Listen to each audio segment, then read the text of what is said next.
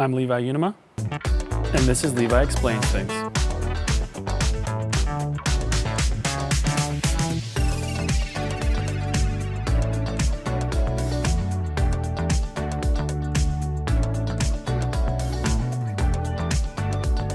This is a remotely operated vehicle, or ROV for short, and this one is named Yogi.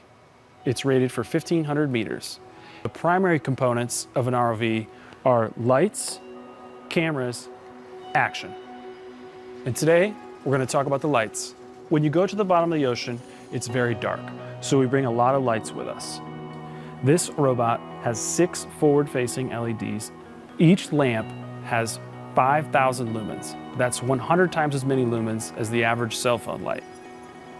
It's also important that the light source is far away from the camera.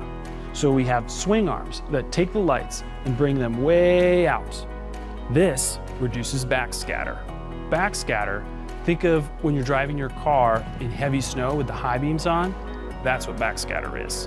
When we spread the lights out, it reduces the backscatter.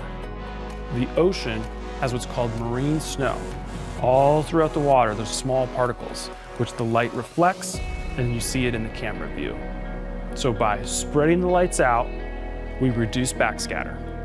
And reducing backscatter makes a better image for the scientists. The whole purpose of this robot is to bring this camera to the bottom of the ocean and get the best image possible. We're taking lamps, we're taking them to the bottom of the ocean. Cameras, manipulators, and lights.